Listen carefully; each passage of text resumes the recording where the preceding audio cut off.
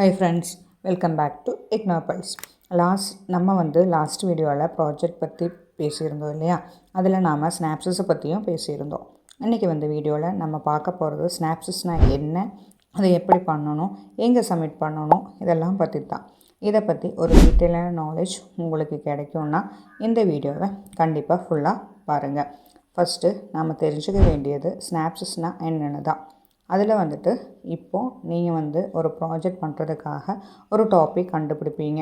அந்த டாப்பிக்கை உங்கள் மேமுக்கிட்டேயோ இல்லைன்னா சார்கிட்டையோ சொல்லும்போது அவங்க சொல்லுவாங்க, இது நல்ல டாபிக், இது ஒரு ஸ்னாப்ஸஸாக ரெடி பண்ணிவிட்டு வாங்க. அது எதுக்குன்னா, இந்த டாபிக் மூலமாக நீங்கள் என்ன கண்டுபிடிக்க போகிறீங்க, அது மட்டும் இல்லாமல் என்ன ஆப்ஜெக்டிவ் யூஸ் பண்ணி ப்ரூவ் பண்ண போகிறீங்கன்னு தெரிஞ்சுக்கத்தான். இந்த ஸ்னாப்ஸஸ்ங்கிறது டீட்டெயிலான கண்டென்ட் இல்லை, நீங்கள் பண்ண போகிற ப்ராஜெக்டோட ஒரு எக்ஸ்டென்ஸ், அதாவது சுருக்கம் மட்டும்தான்.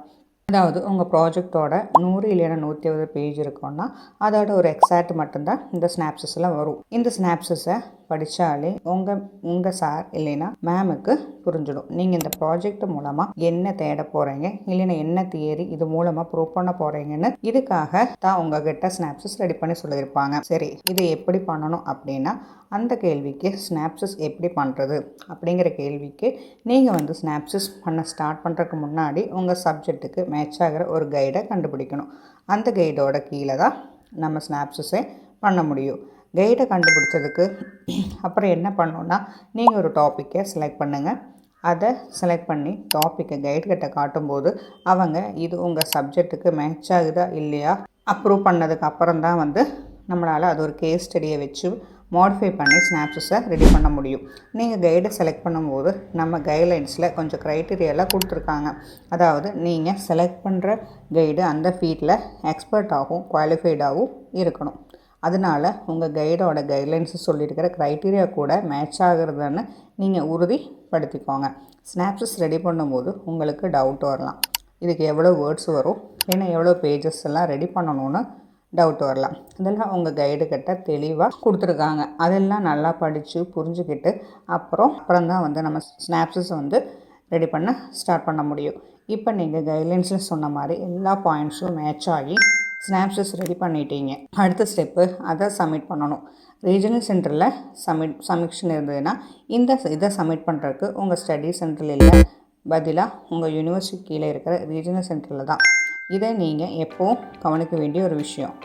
இப்போ நீங்கள் உங்கள் ஸ்னாப்ஸஸை ரீஜனல் சென்டரில் சப்மிட் பண்ணிட்டீங்க, ஆனால் சில ரீசன்ஸ்னால் உங்கள் ஸ்னாப்ஸஸ் ரிஜெக்ட் ஆகி திரும்ப வர சான்ஸ் இருக்குது. அதுக்கு காரணம் என்னென்னா, ஒருவேளை உங்கள் டாபிக் ஓகே இல்லாமல் இருக்கலாம், இல்லைன்னா உங்கள் கைடோட குவாலிஃபிகேஷன் அந்த சப்ஜெக்ட்டு கூட மேட்ச் ஆகாமலும் இருக்கலாம். அதாவது அவங்க அந்த ஃபார்மில் மென்ஷன் பண்ணியிருக்கிற அதை பற்றின கரெக்டாக பண்ணி உங்கள் ஸ்னாப்ஸஸை மறுபடியும் ரீசப்மிட் பண்ணுங்கள்.